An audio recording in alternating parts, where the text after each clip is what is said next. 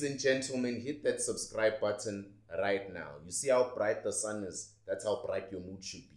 Because what you're about to witness is the political equivalent of a shoplifter calling the store detective a declining security guard when they get caught for shoplifting. If you want to understand how corruption makes people delusional enough to challenge superpowers, you cannot miss this analysis. Ladies and gentlemen, meet Gwede Mantashe, South Africa's Minister of Minerals and Petroleum Resources, and apparently our new expert on international relations and empire decline theory. And I wish I was joking when I said that. After years of allegations swirling around his name, like vultures around roadkill, Mantashe has found the perfect defense strategy.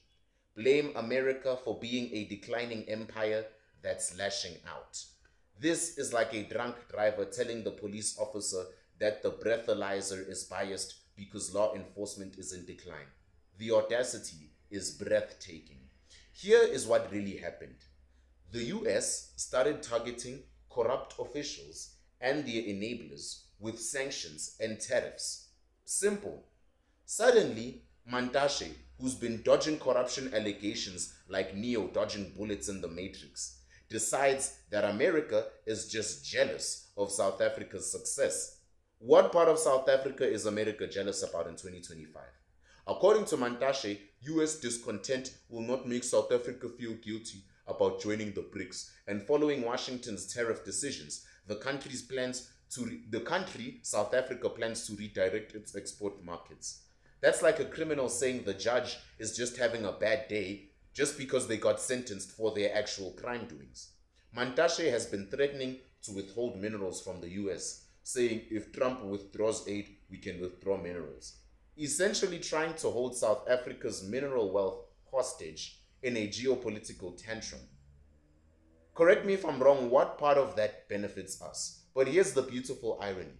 Analysts have described Mantashe's proposal to block mineral exports as a foolish act of self-harm and self-destructive folly.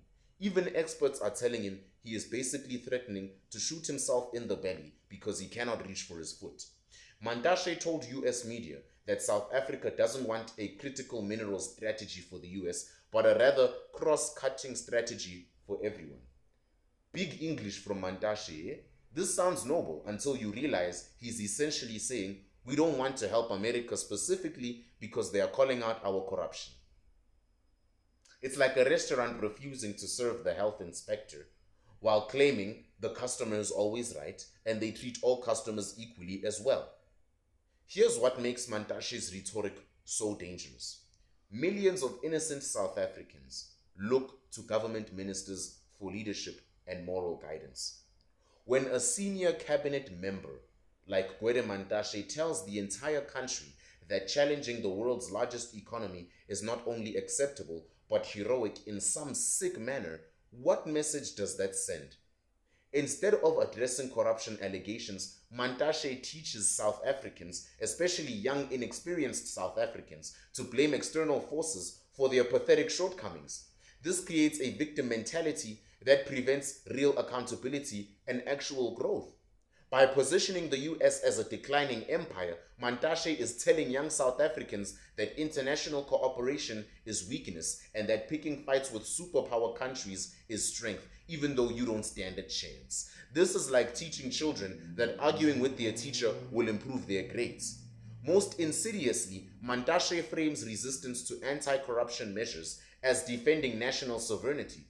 He is essentially telling South Africans that being investigated for corruption makes you a freedom fighter.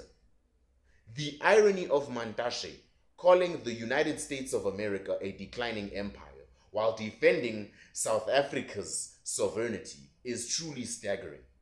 This is the same America that supported our struggle against the apartheid regime, imposed sanctions on the apartheid regime, and provided billions in aid for our democratic transition from the apartheid regime. Those are the guys we're pissing off. But apparently, when America targets corruption, because we are doing it this time, they suddenly become the bad guys. It's everyone else's fault except the ANC.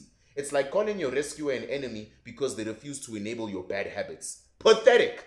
While Mantashe is playing geopolitical chess with pieces he doesn't even understand, what does this bishop do? He looks at the real numbers. South Africa exports billions to the US annually. American companies provide thousands of jobs here. We desperately need foreign investment. Our economy is already struggling with unemployment and low growth.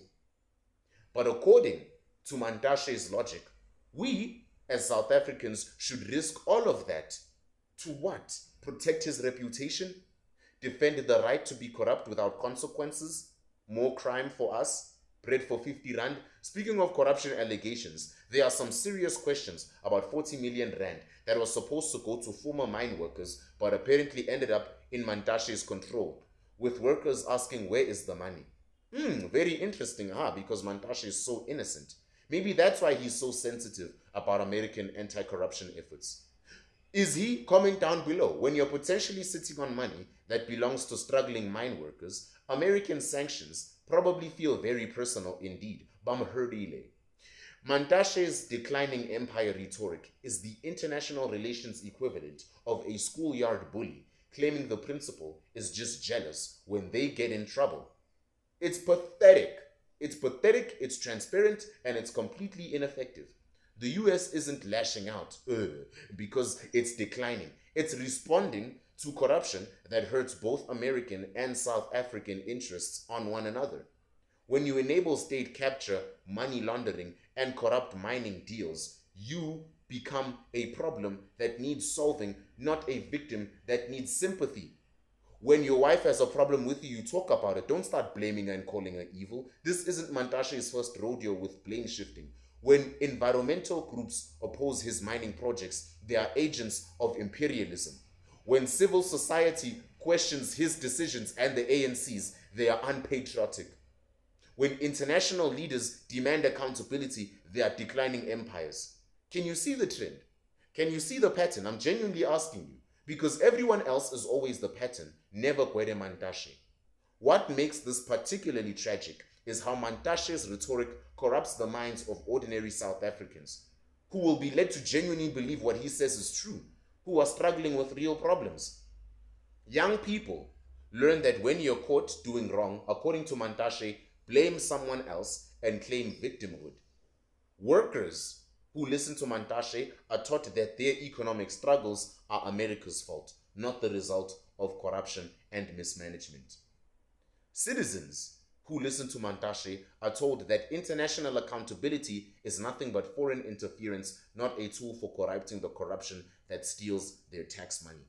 By framing the anti-corruption efforts as imperial aggression, Mantashe is setting South Africa up for international isolation. Other countries will start wondering, if South Africa sees accountability measures as attacks, then how on earth can we trust them as partners in general? This kind of rhetoric makes South Africa look like a rogue state that protects corrupt officials rather than a reliable democracy that fights corruption.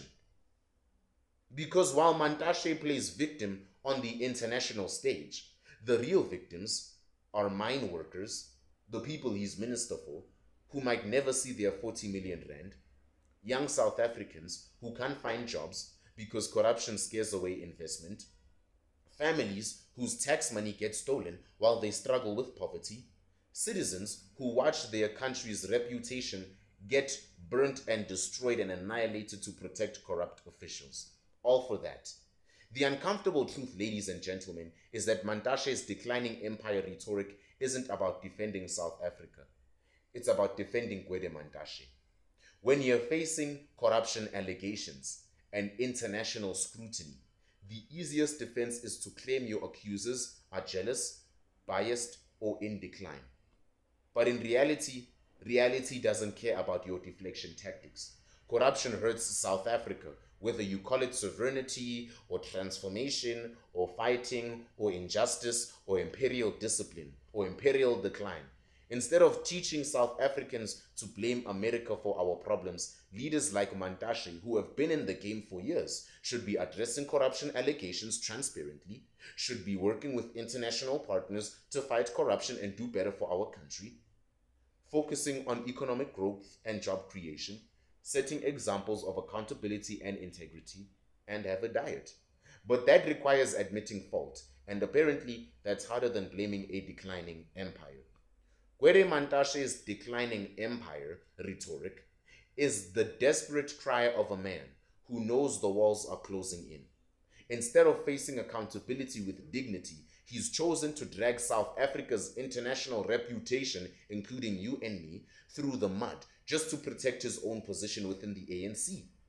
This is why you must subscribe to the channel and share this video and stay informed about how our leaders' personal problems become national crises, because they use that to exploit you.